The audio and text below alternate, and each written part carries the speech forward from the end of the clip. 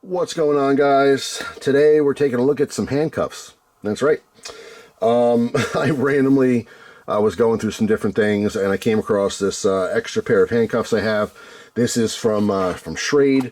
I have the original box here. This is the SEH C3N. Now, I want to say, geez, 7, 8 years ago, 9 years ago, who knows, I got into the idea of having handcuffs. And it was literally from watching a video where it was a peer-to-peer situation, and two guys arguing. It was at a grocery store. The one dude cold-cocked the other guy. He's knocked out. The guy who ended up being knocked out was the aggressor. He started the fight in the video, the whole nine, right? He was just the bad guy, and it was like, hey, it feels good to watch him get knocked out. And then the guy got up when the other guy wasn't looking, and he got his in, you know what I'm saying? And unfortunately, the quote good guy, who was really innocent, being attacked this whole time, he ended up getting knocked out, and it looked even worse. Like, he looked bad. Like, he might have been in the hospital. Who knows if that changed his life? He could have been paralyzed from what happened. And like, that was just a random video of many videos on the internet, and I just got me thinking a little bit, like, hey, you know, if I'm in some situation, now, granted, before I even explain this won't happen. It just won't happen. But I can't say it can't happen, you know, but don't think like, oh, Jeff's like paranoid. That's never going to happen. Why would he even prepare for that? I'm not preparing for just this situation. I'm preparing for who knows what, when, whatever happens in the crazy world we live in, right? But in my mind, I'm thinking, okay, I get into an altercation with someone, they're unarmed. If they're armed, I'm just going to shoot them. That's just how it is. I'll tell you that right up front. If someone is threatening my life, I do not play games. Okay? If I cannot get out of that situation and I feel like my life is an immediate threat, I will take out my gun and do everything in my power to stop that threat. Period. I will not hesitate. I don't care what the repercussions are. If I feel like I'm right in that moment, I will do what I have to do. However, if someone is unarmed completely, even if they're a big dude, even if they look like they're a very capable person, even if it's a very strong-looking woman, whatever it is, I can't consciously and legally take out a weapon to defend myself. So, number one, I'm still trying to book out of there. I'm not trying to be confrontational. I'm really not. I'm not a confrontational person. You know what I'm saying? Like, I can swallow my pride when it's necessary and move on. Because I know that I personally can go 0 to 100 like that. Like, I can't argue well. My wife will tell you that. Like, I get stupid in my arguments. The one thing I will say is that when I argue with my wife, I do not call her names. For any husbands watching this video, don't do that.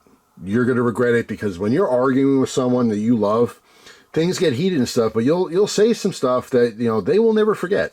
It'll change your relationship. Do not try to, you know, and, you know, I'm not trying to give it, it's a video by Handcuffs, I'm not trying to give life advice to husbands, but I'm just saying that I think it's just really bad when you name call and you say things to hurt them in the moment just because you want to win or make them feel bad. Like, that stuff sticks around. So you might, you know, make up and you think everything's cool. It's not cool, because year after year, fight after fight, all those things you said, they bottle up in the back of her head, and eventually it ruins your relationship.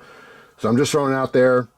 Even when you're upset, try not to name call. I pride myself on not doing that. I've never, ever called my wife a horrible name, ever. I think the worst thing I said was maybe "you're stupid." That was literally the worst thing. And even then, I felt bad. I felt terrible and apologized immensely. So I don't do that. But the reason I'm bringing this up is because I know for a fact that when I argue, I get frustrated. It's hard for me to like really articulate my words and think before I say certain things. And so, like, I can just go like literally 0 to 100. So I can see myself being in a scenario where someone cuts me off in traffic, but we happen to pull into the same parking lot and park by each other, and they get out and they start saying some stuff. I can foresee that possibly going to where I'm in jail. And I try to avoid that at all costs, you know, and knock on wood, you can't see it, but there's some wood off this side. That has not happened yet. And I'm very conscious to make sure that does not happen.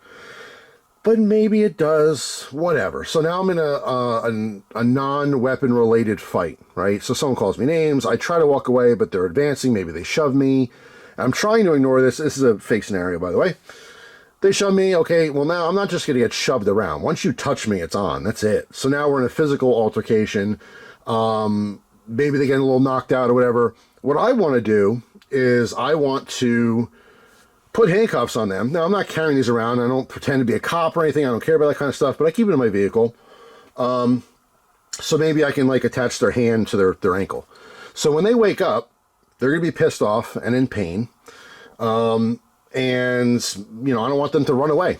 I certainly don't want them to continue to try to attack me or anyone I love, but I want to detain them. Now, whether that's legal or not, I don't care. I really don't care. But I'll tell you what's going to happen is that if I have the upper hand, I will detain them how I can until the cops arrive. And I'll deal with that if that's a charge. You know what I'm saying? It's not, I mean, some might say, like, oh, it's kidnapping. You can't do stuff like that. I don't care. If I'm attacked, they're lucky that I didn't take their life. I'll just say that. So I'll deal with those repercussions. I'm fine with that. But I want to ensure that not only is the threat stopped, but I also want the police to come and I want them to be there. I don't want to wake up and run away. You know what I mean? I want to explain the situation that just happened. Now, that is a crazy 1 in a billion chance. It's no different than me actually using my gun to defend myself. It's not something I'm looking forward to. It's not something I want to happen. It's just something I'm trying to prepare for. As obscure as that sounds, and as weird as that sounds, that is one of millions of possible reasons why you might want handcuffs. It could be as simple as I need to connect two things quickly. And I can use my handcuffs to do that, can't I? It could be in just some obscure, like random, I happen to keep cordage and stuff in my car, my vehicle, but, you know, I thought about stuff like that too. Like literally utilitarian reasons to use handcuffs where, okay, so I have like a carabiner here, or not a carabiner, because obviously you can connect those together. But let's say I have like a steel loop here and a steel loop here. For some reason, I'm not going to tow anything like that because obviously this won't hold the weight, but some weird scenario where, okay, I can literally, you know, put this through that part and now I've physically connected two things. Who knows? I don't know. I'm not going to pretend to make up realistic scenarios because these are things that actually could happen, but are just so rare and unlikely to happen. So anyway, now that I've explained that, I'm still going to get comments like, that's dumb. And that's cool. You could think it's dumb. That's fine. You don't have handcuffs. I have handcuffs. It's just what it is.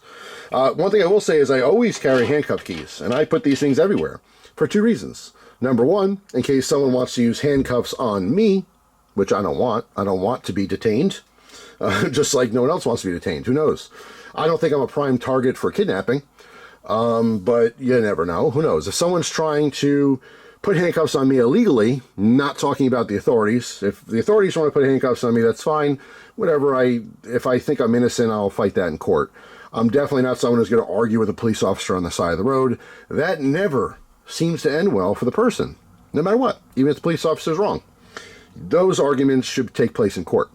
But anyway, so keys are very important. If you own handcuffs, buy extra keys, keep them everywhere. Just in case some stupid scenario pops up where you put them on to show someone something, or you put them on someone else to show something, and, oh no, the only key I have, where did it go? I don't know. You don't want to get in that dumb situation, so keep these things everywhere. But also, like I said, in case the 1 in a billion chance that someone detains you illegally, maybe you have handcuffs on you, or handcuff keys, rather. Handcuffs, or at least traditional handcuffs, are not terribly difficult to get out of. You've seen it in the movies a million times, right?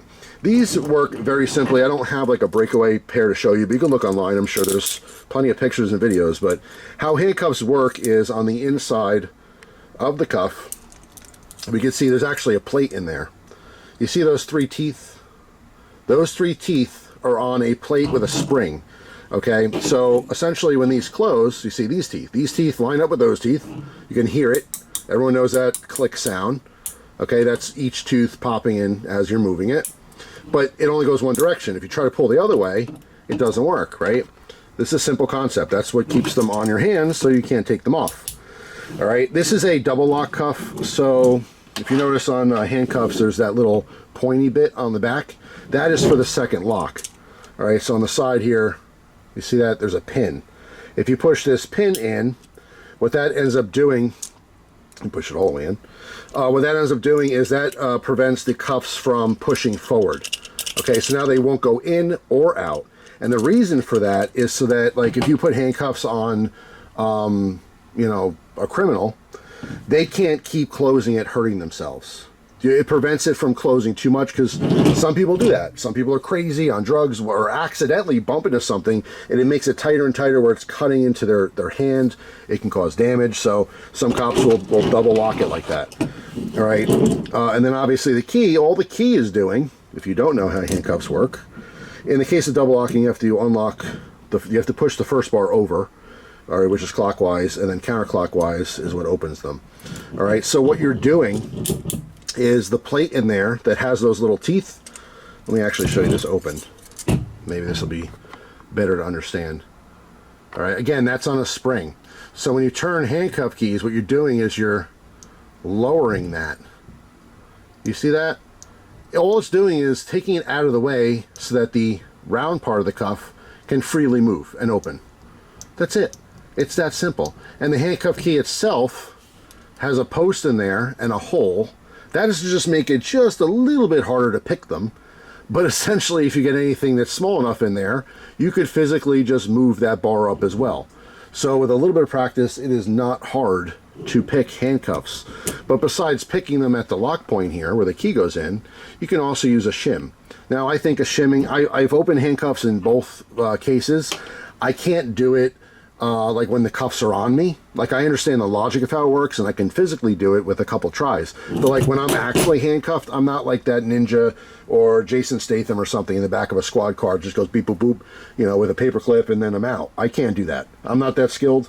Nor have I practiced trying that much. But I did try that once and it didn't work out.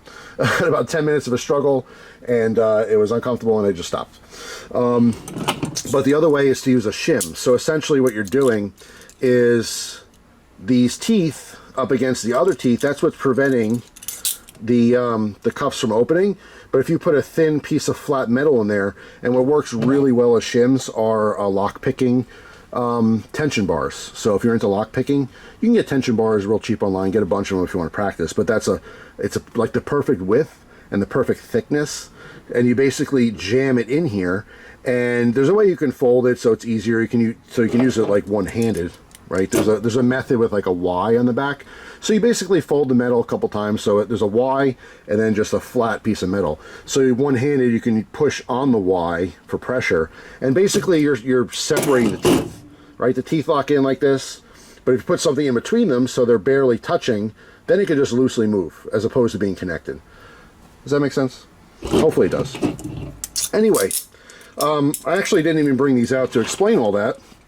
But there you go. There's an explanation of how handcuffs work and why I have them.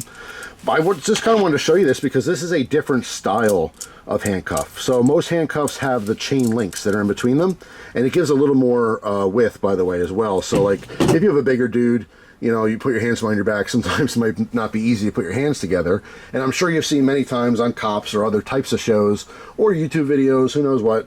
But like bigger dudes, they'll put two sets of cuffs, and that's just so that you have more of a width. Now they do make handcuffs with longer chains as well.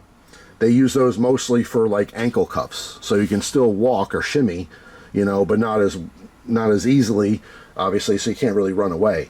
I suppose you can hop away if you practice that. You get pretty good at hopping long distances quickly. But this, instead of having a chain, we just have these links, these metal links. So it's just a different style. I just thought it was interesting. Back in the day when I got my first pair, I saw these two, and I'm like, oh, I gotta get those two. They're just super cool. Handcuffs, like these are made by Schrade. These are probably long discontinued. Smith & Wesson has a bunch. It's another brand you'll see for a lot of handcuffs. Uzi is another brand that makes cuffs. In fact, Uzi makes this exact cuff. If I had to guess, it's probably Uzi making them or a third party making them, and then these people like Schrade just slap their logo on there. I doubt Schrade actually made these. They probably just had another company put their logo on them and they sell them for them. That's how the world works, and that's okay. There's nothing wrong with it. But these will cost you 35 to 40 bucks. That's it. That's what real handcuffs cost, like 30 bucks, 40 bucks. If you get the traditional style, maybe, because these are a little bit cheaper, maybe you're looking at 50 bucks for a pair of handcuffs. They're not incredibly expensive. It's not incredibly technologically advanced, although I do see smart cuffs now. Now I see that there's handcuff styles that have literally a microchip in them for GPS. So God forbid you have a perp, they're locked up, they escape out of the squad car, you can find them through GPS. That's a thing. Also, there's other styles, like For example, the bar, if you wanted to shim this, right? There's styles now where the bar that goes up and down inside with the teeth on it, has a notch cut into it, and it's an anti-shimming notch. So when you try to jam a shim in there, it diverts the shim into that notch and not into in between the teeth. So that makes it more difficult to pick, you know? So they're definitely advancing in that kind of stuff, but these, I mean, most places probably still have something like this, right? But they work really well. It's just a different style, so I thought I'd show it to you a little bit. I just think it's interesting. I'm a weird guy. I like all kinds of crap. This is one of those things I like. So there you go. If you want black cuffs, it's almost always more expensive. Like these will be 35 bucks. A black version, all black version would be 40 bucks. But if you want to be all covert and you carry a bunch of black stuff and you want just to be not shiny like this, then that's always an option. Anyway, that's it for now, guys. Hopefully you enjoyed this very random video on these Schrade handcuffs. Have a wonderful day. See you guys tomorrow with a brand new video. Take care.